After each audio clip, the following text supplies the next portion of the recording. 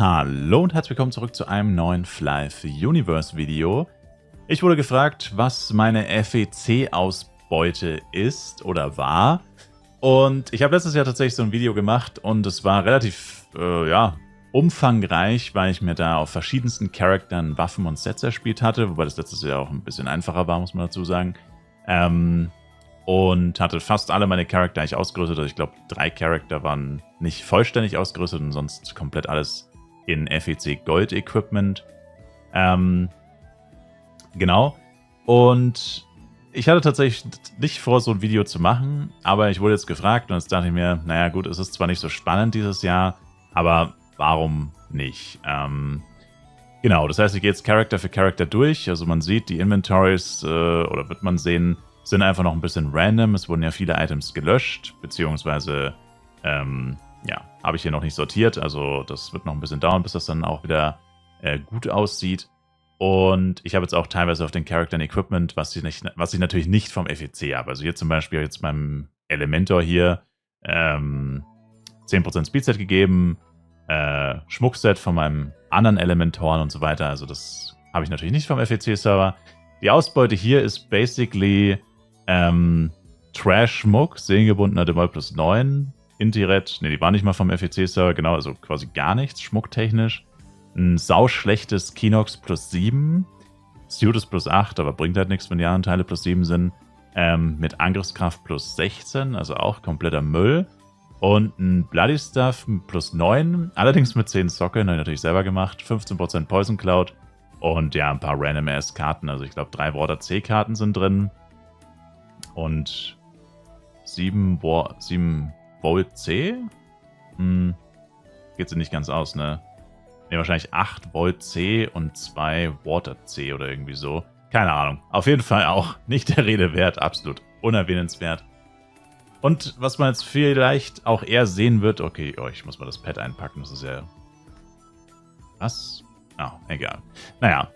Was jetzt aber das Interessantere ist, was man hier mitgenommen hat, oder was ich mitgenommen habe, sind halt Protects. Ich habe sehr viele Protects gesammelt zu Beginn des FEC-Servers. Also es war die Anfangszeit, wo er mit Penya noch was anfangen konnte, als der Kurs noch bei bis zu 200 Mio oder 200 Mio lag. Und da habe ich sehr viele Protects gekauft. Insgesamt über 600 A-Protects habe ich gekauft. Und dann die restlichen Protects sind natürlich auch teilweise gekauft. Und teilweise, also deswegen immer 2 Stacks. Teilweise gekauft und teilweise sind sie nochmal in seelengebundenen. Also man sieht ja hier genau, Account gebunden, Account gebunden, Account gebunden, Account gebunden, Account gebunden. Also alles, was Account gebunden ist, war ungebunden. Alles, was seelengebunden ist, war vorher schon seelengebunden.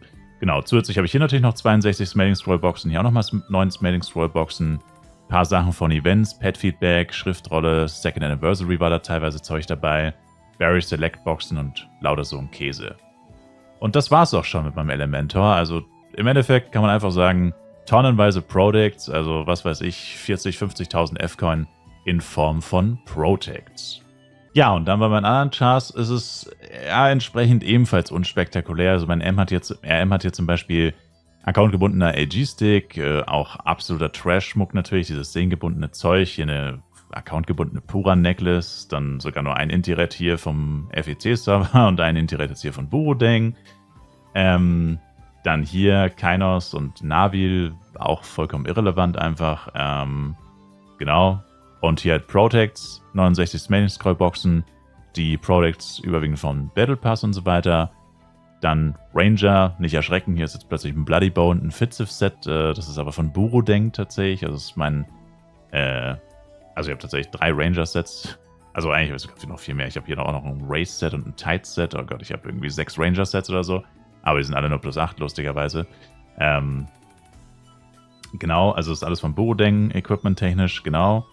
Dann hier sind es, glaube ich, sogar 79 Smelling Scroll Boxen. Also die hatte ein bisschen mehr Glück bei Kaigas Assault wahrscheinlich. Auch hier wieder Products und das ganze Zeug von den Events. Wenn ihr euch fragt, wo die S-Products von ein paar Chars sind, also vor allem von diesen ersten 3, die habe ich tatsächlich verkauft teilweise. Einmal war es, glaube ich, für Burudeng Money. Und ich habe nochmal welche, also ein paar habe ich natürlich auch selber benutzt, aber nicht viele.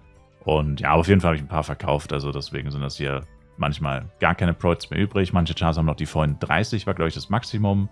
Also auch hier Smelling Scrollboxen über 70, 30 S Pro, 42 A Pro, 19 G Pros.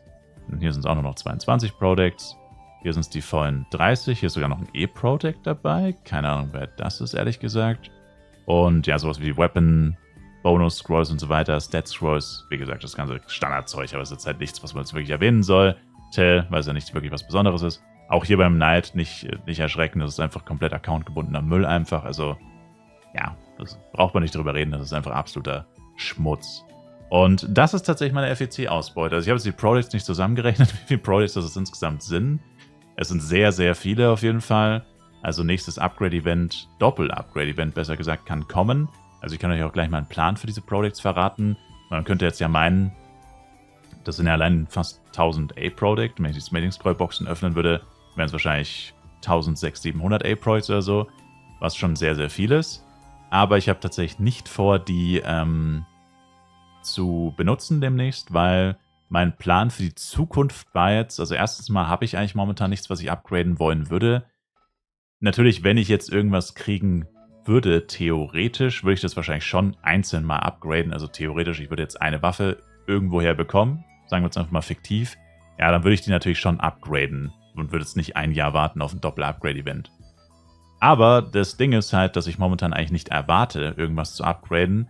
Mein Plan ist eher, wenn ich mir überhaupt irgendwas Neues Equipment-Technisches kaufe, von dem ganzen neuen Ultimate-Zeug und so, dass ich es mir fertig kaufe und nicht selber upgrade. Das heißt, da brauche ich eigentlich keine Products.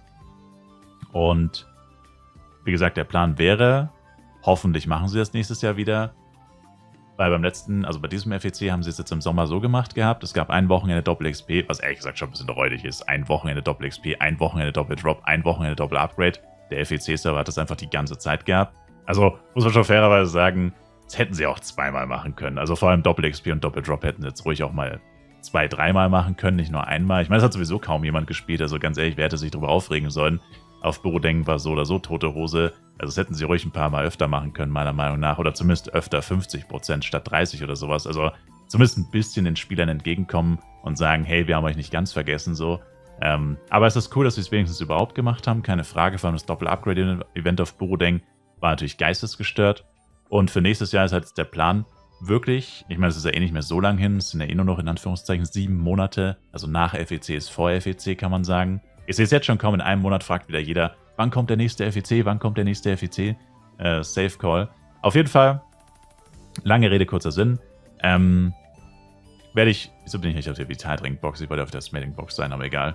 Werde ich alle diese Products voraussichtlich oder die meisten davon aufheben und dann wirklich so einen richtig fetten Upgrade streamen. Wahrscheinlich wird es ein Stream nicht reichen, wahrscheinlich werden es 2-, 3-, 4-, 5-stündige Streams werden, also ganzes Wochenende full upgraden und dann halt wirklich das nächste Doppel-Upgrade, falls es oder hoffentlich wieder stattfindet, Doppel-Upgrade-Event beim nächsten FEC komplett ausnutzen und da halt wirklich alles durchbuttern.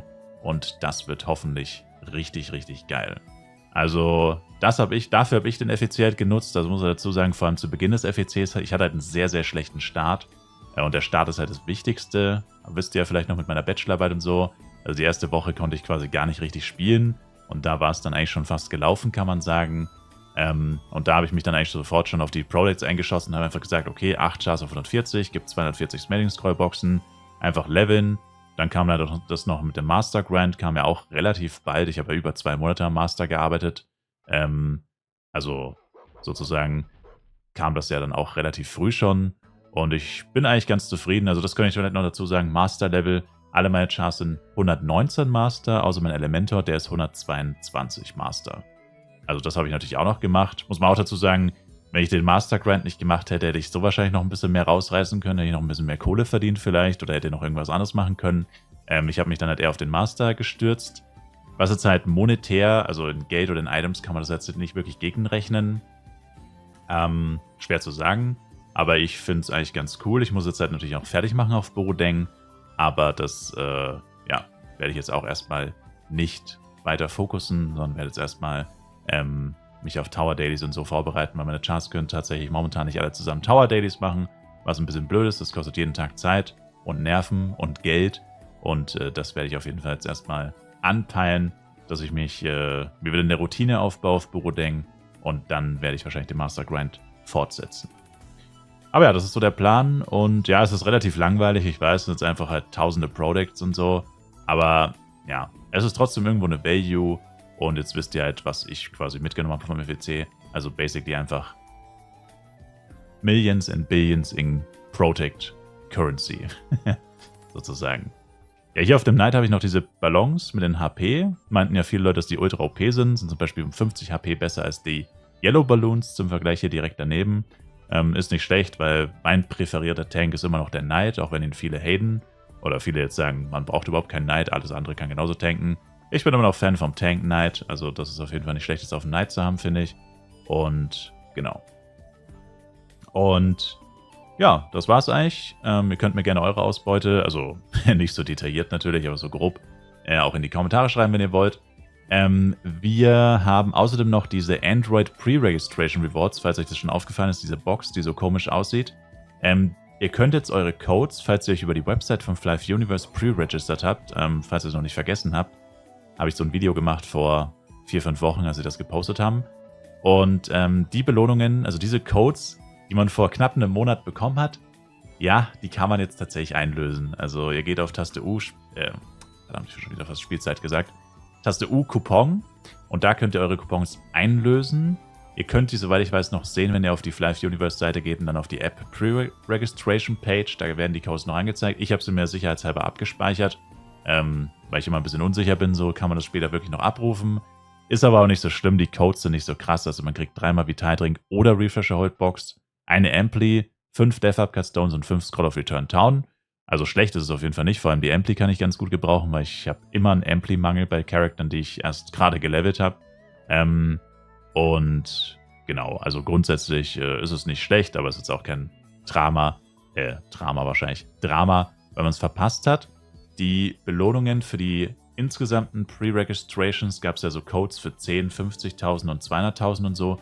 Die sind noch nicht aktiv, weil die App tatsächlich noch nicht released wurde. Aber da halte ich euch auf jeden Fall auch auf dem Laufenden. Also wenn die App released wird sowieso nochmal ein Video kommen, wo ich sie ausprobieren werde und so weiter. Aber die Codes, wenn man sie einlöst und so weiter, da werde ich auch nochmal eine Info raushauen, wenn es soweit ist.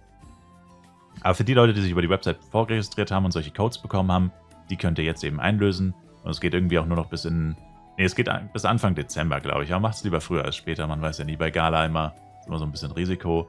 Und genau, das war's eigentlich. Damit sage ich, danke euch fürs Zuschauen. Ich würde mich auf jeden Fall sehr über ein Like, Kommentar, noch ein Abo von euch freuen. Wie immer, macht's gut rein. Bis zum nächsten Mal. Ciao, ciao.